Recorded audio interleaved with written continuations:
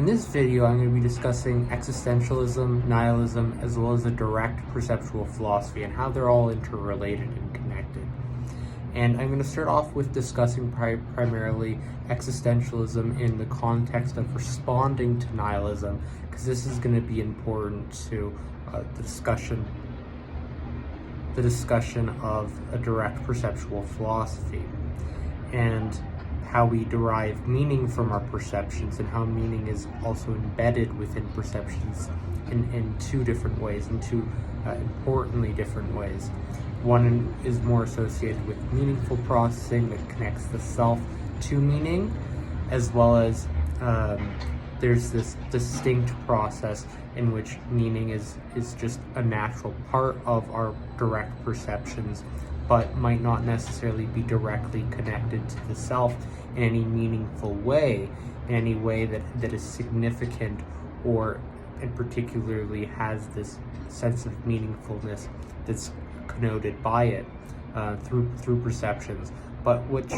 relate to direct experiences or thoughts or ideas in particular, and the contents of those that convey knowledge and information.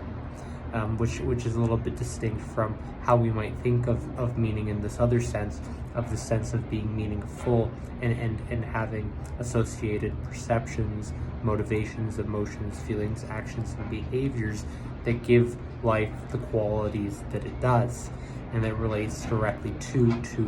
qualia in general and the aspects of our direct perceptions,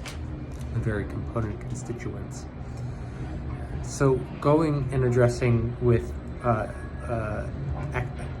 meaning in an existential framework and understanding it from the existential perspective, the existentialists were very much concerned with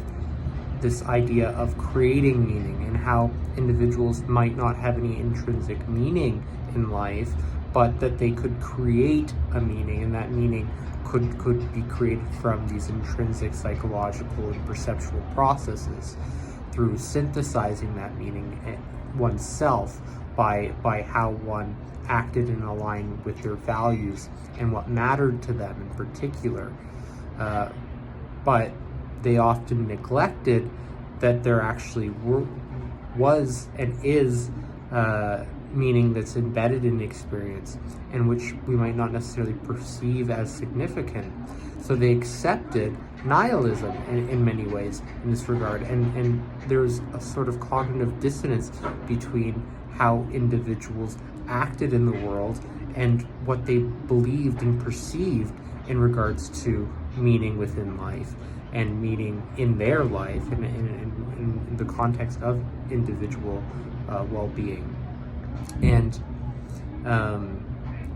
nihilism in particular has to do with the rejection of meaning in an absolute sense, which produces this problem for the existentialists, which they're struggling, well, if there's then no meaning at all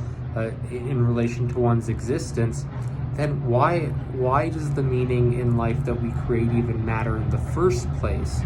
And this is what produces ultimately this contradiction between our capacity, the belief in our capacity to create meaning, but also the struggle with meaninglessness and whether or not there is any meaning at all. Because if there's no meaning at all, if there is nothing, then there can't be any meaning, and that includes the capacity to create meaning. It would be impossible to do so. But of course, we are having some experience rather than no experience, and there's something instead of nothing, which is important for understanding that nothing is more of this abstract aspect of existence and also our perceptions that does have a meaning, and is in fact not necessarily nothing because of that meaning that we can understand within even the terminology or conceptualizing nothing, which we can't fully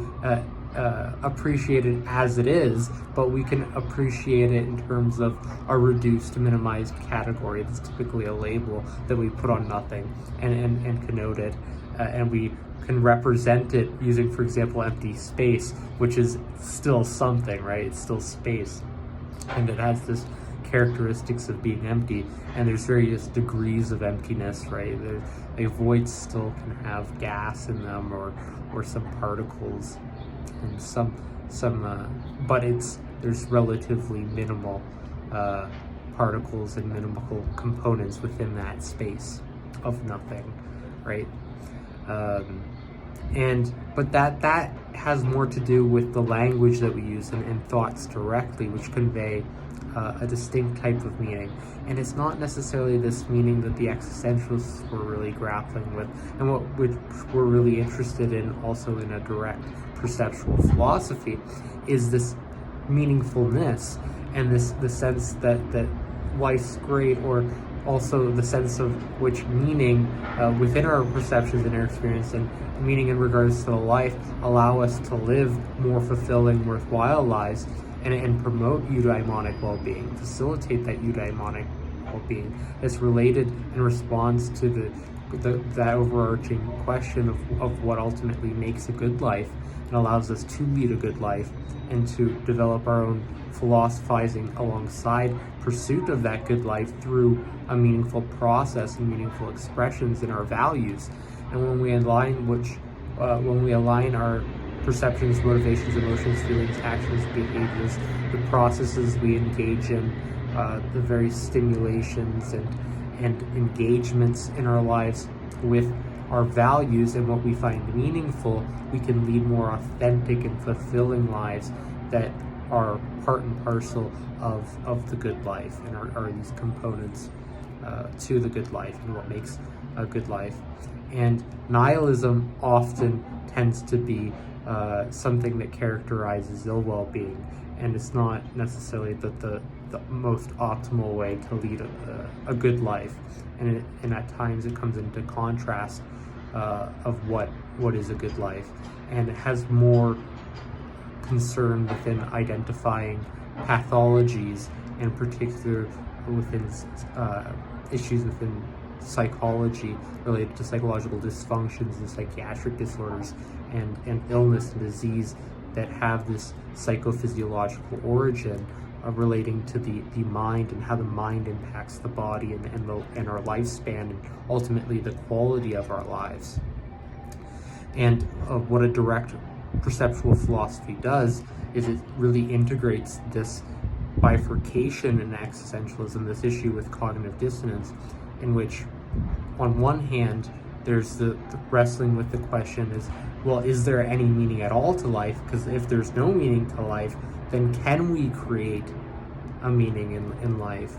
And the existentialists deeply do believe that we can create a meaning in life, and part of how we can do that is to act more in accordance with our values and what we find meaningful. But if there's no meaning there, then that kind of falls down. And so it really requires integrity and individual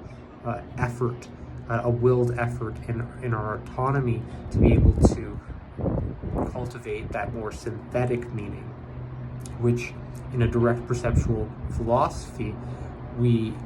correct for the existential issue that denies the empirical meaning and also the perceptual meaning that are direct to our perceptions. And we also start to understand, and we break down the synthesis that the existentialists were leaping to, the synthesis that we can create a meaning to life, but that we can do this through attending to our direct perceptions and also connecting with our self-subjectivity in particular, which is where we access our perceptual meaning and what we find meaningful, and also our thoughts related to meaning and various meaning processes, and ideas related to meaning and various meaning processes, and how they relate to the self and our various expressions of value and meaning. Throughout various perceptions, motivations, emotions, feelings, actions, and behaviors, and various self-expressions as well, and embodiments. So, taken together, when we start to recognize the empirical meaning, that what's direct to our sensory experiences, what's direct to our experience, and the nature of the self and the surroundings and what we're situated to, in more of this mindful or even a thoughtful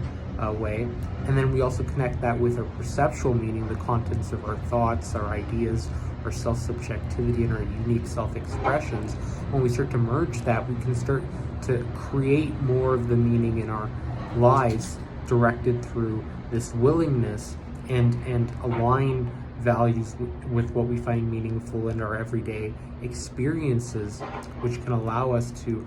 optimize the self, but also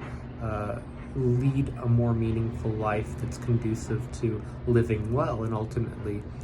allow us to respond more authentically to the question of what makes a good life, which the existentialists were very much concerned